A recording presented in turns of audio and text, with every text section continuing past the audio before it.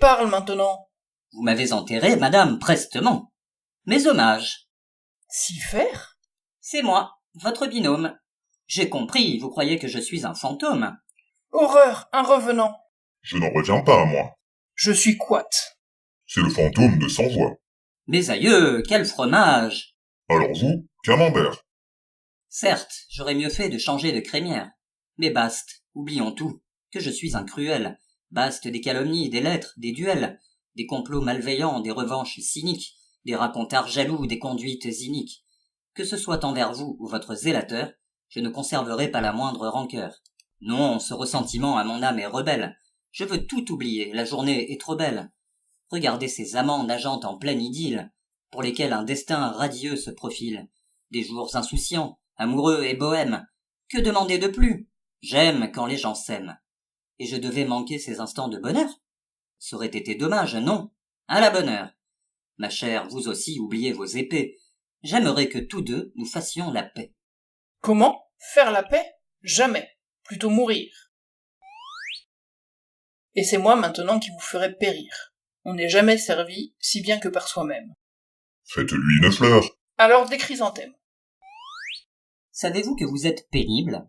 Vous êtes entêté, obtuse, incorrigible, stupide autant qu'imbu, faraude et péremptoire.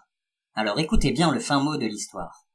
Je gage qu'à coup sûr vous allez vous gosser. Philippe est un agent de la maréchaussée. On ne se méfie pas assez de l'eau qui dort. Je lui dois d'être ici et de n'être point mort. Car il est fort rusé bien qu'il n'en ait pas l'air. Oui, s'il a peu de chien, il a beaucoup de flair. Il avait décelé votre supercherie et m'avait prévenu sitôt de la rouerie. Cypris s'en vint chez moi brandissant son fleuret. Il était précédé par messire Honoré. Avec acharnement, les deux se disputèrent l'honneur de m'embrocher, si bien que de concert ils penchèrent enfin pour un tirage au sort, et qui l'emporterait pourrait me mettre à mort. Pour mon plus grand bonheur, Cypris eut plus de chance. Honoré se plia à la seule exigence que Cypris, s'il était le vainqueur du duel, devrait lui concéder ma dépouille mortelle. L'affaire fut conclue et l'on put commencer à lutter ferrailler. Honoré commentait chacun de nos envois et se gossait de nous, mais soudain je tombai, accroupi, à genoux. Je n'en ai souvenance. Et là, mon camarade feignit de me porter ici son estocade, m'ordonnant à mi-mot de simuler la mort, donc, sans tergiverser, je laissai choir mon corps. Cypris se redressa, et lorsqu'il fut debout, en toisant Honoré, lui dit « Il est à vous !» C'est assez bien joué, mais vous avez triché. Nullement, cher monsieur. C'était notre marché. Je puis vous pardonner, bien sûr, c'est dans mes cordes.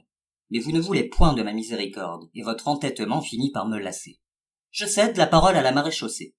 À toi. Maréchaussée nationale, bonjour. Eh bien, c'est du joli. Vraiment, c'est beau l'amour. Vos papiers. Quel papier? Vous m'allez présenter les pièces faisant foi de votre identité. Mais vous me connaissez, c'est pourquoi je m'étonne. En service, jamais, je ne connais personne. Êtes-vous fou, mon vieux sénile ou bien sadique? Outrage à un agent de la force publique. Sacrebleu, c'est trop fort. Vos façons me dégoûtent. Et vous recommencez? Tant pis, je le rajoute. Tout ce que vous direz séant dans cette salle sera mentionné sur le procès-verbal. Et pour vous éviter quelques fâcheux dégâts, je vous conseillerais de prendre un avocat. Allons, dépêchons-nous, montrez-moi vos papiers. Au fond, je n'ai pas tort. Vous êtes fou allié. Très bien. Vous ne voulez donc pas coopérer? Vous me voyez forcé de vous mettre aux arrêts. À la maréchaussée, madame, on ne se frotte. Vous vous êtes piqué. En avant, les menottes. Je ne permettrai point, monsieur, que l'on me touche. Silence, ou je vous mets un bâillon sur la bouche. Fichtre, quel malotru. Si vous restiez quiette, cessez de vous conduire ainsi qu'une fillette. Accusé, levez-vous. Il semble à l'évidence, si j'ai bien écouté toutes vos confidences, que vous êtes coupable, avec faits aggravants, des délits que je cite et des crimes suivants.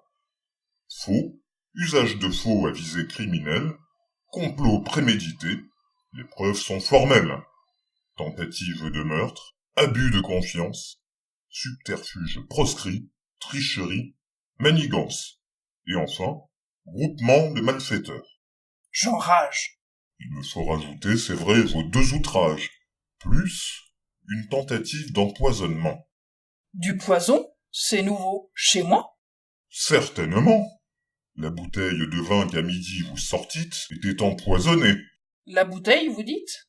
J'ai bu de ce vin-là quelques franches rasades et je fus tout le jour horriblement malade. Alors, monsieur l'agent, tout cela est-ce grave? Non, ce sont à la loi de petites entraves. Bon, je suis soulagé. Fort bien, car ces vêtilles ne devraient vous coûter que 15 ans de Bastille. 15 ans? Et mon valet? Étant votre complice, il devra lui aussi comparaître en justice. Il n'a pas d'avocat. Mais c'est peine perdue, puisqu'à l'accoutumée, les valets sont pendus. Sans même qu'on les juge. À quoi bon?